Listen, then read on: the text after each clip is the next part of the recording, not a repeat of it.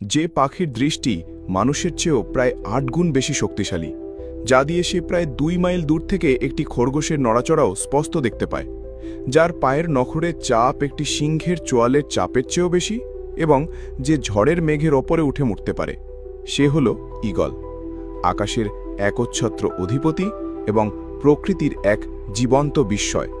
আজ আমরা এই শক্তি, স্বাধীনতা ও অদম্য সাহসের প্রতীক ঈগলের অবিশ্বাস্য জগতে প্রবেশ করব এবং জানব কেন হাজার হাজার বছর ধরে মানুষ এই পাখিকে শ্রদ্ধার চোখে দেখে আসছে।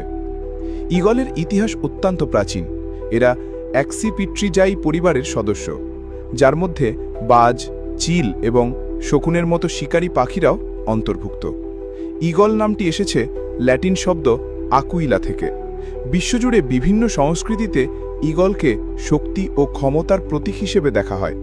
প্রাচীন রোমান সাম্রাজ্যের সৈন্যরা তাদের পতাকায় ঈগলের প্রতীক বহন করত, যা তাদের অদম্য শক্তির পরিচয় দিত। বর্তমানেও মার্কিন যুক্তরাষ্ট্রসহ বিশ্বের বহু দেশ তাদের জাতীয় প্রতীকে ঈগলকে স্থান দিয়েছে।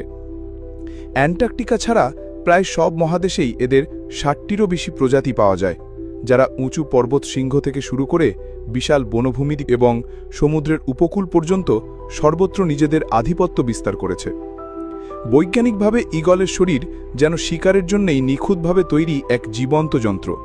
এদের সবচেয়ে বড় অস্ত্র হল এদের অবিশ্বাস্য দৃষ্টিশক্তি। ঈগলের চোখে মানুষের চেয়ে অনেক বেশি আলোক সংবেদনশীল কোষ বা রড ও কোণ থাকে। এছাড়াও এদের চোখে দুটি ফোভিয়া বা ফোকাস বিন্দু থাকে, যা তাদের একই সাথে সামনের দিকে এবং পাশের দিকে তীক্ষ্ণ দৃষ্টি রাখতে সাহায্য করে।